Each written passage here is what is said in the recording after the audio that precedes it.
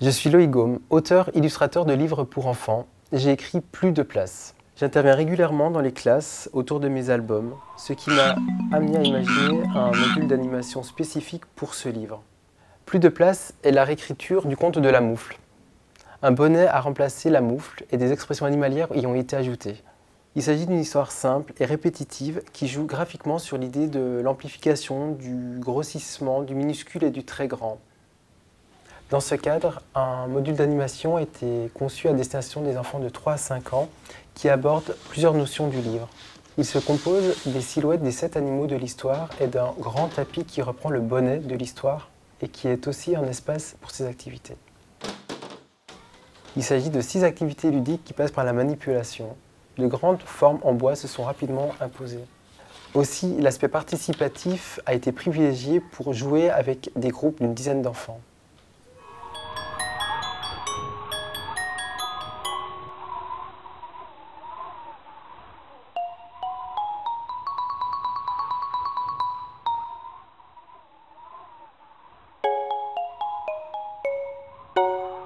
Un lapin rusé comme un renard pointe son museau. Plus de place. Plus de place. Encore. Mais aussi les oreilles du lapin qui dépassent. Exactement. Les oreilles du lapin sur le renard. Un renard doux comme un agneau s'avance. Plus de place, lui dit le lapin.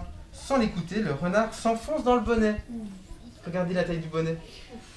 Ça va éclater. Un ours énorme, fort comme un... On voit la souris et le sanglier. Exactement. La souris s'est fait croquer. En catimini, une fourmi s'y faufile elle aussi. C'en est de trop. Pour le bonnet, t'avais dit quoi? Il explose, il éclate. Et leur colère grossit. Grossit, la fourmi se fait toute petite, puis elle détale comme un lapin.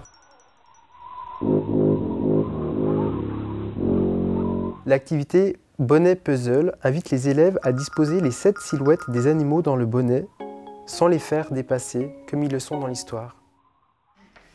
La chouette maintenant. Tu dois essayer de trouver une place Où pour la est-ce chouette. que tu peux mettre la chouette? Après on va changer. Alors pour la soit... chouette, Hugo. Oui, vous allez garder. Ouh là là là là, est-ce que ça dépasse pas là par hasard? Si. Ça dépasse. Alors ensuite, la grenouille. À vous. Très bien. Et la souris, c'est à vous. L'activité Le Petit Théâtre. Les enfants ont le rôle des animaux en imitant leur bruit tout en disant Plus de place. Plus de place. Comment il va dire plus de place? Ouais, ça me paraît bien ça. Alors Arthur, il va faire Et vous, comment Plein de place. comment fait le sanglier? Tu vois ici, Siméon? Comment il va faire? Il faut dire plus de place, c'est ça? D'accord. Eh bien, c'était très bien. La grenouille maintenant.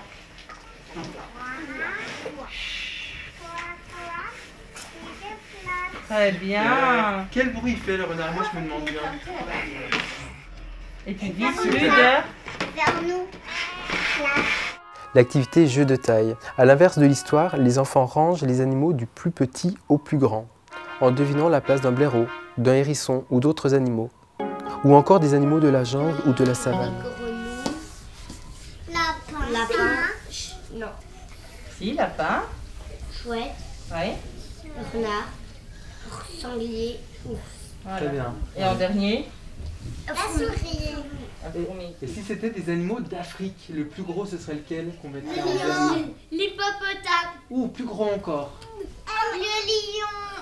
Non, l'éléphant. L'éléphant. S'il y avait un phoque, et s'il y avait... Ah, bonne question. S'il y avait un phoque, on le ça serait rangerait où? entre le lapin et le renard.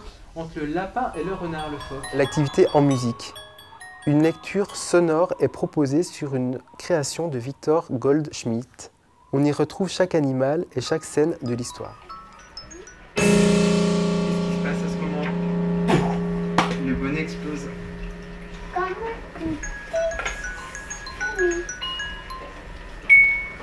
C'est la fourmi qui est un peu gênée. Et qu'est-ce qui grossit ici? La colère. La colère des animaux. De plus en plus.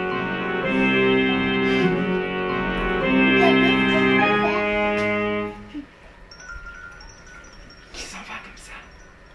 C'est la petite fourmi. L'activité photo de classe. Aux enfants de recomposer une nouvelle couverture avec les silhouettes et aux instituteurs et aux institutrices de prendre la photo. L'activité qui mange qui. Dans le bonnet, il y a des prédateurs. C'est aux enfants de les retrouver. Quels animaux mangent le renard ou l'ours parmi les animaux de l'histoire?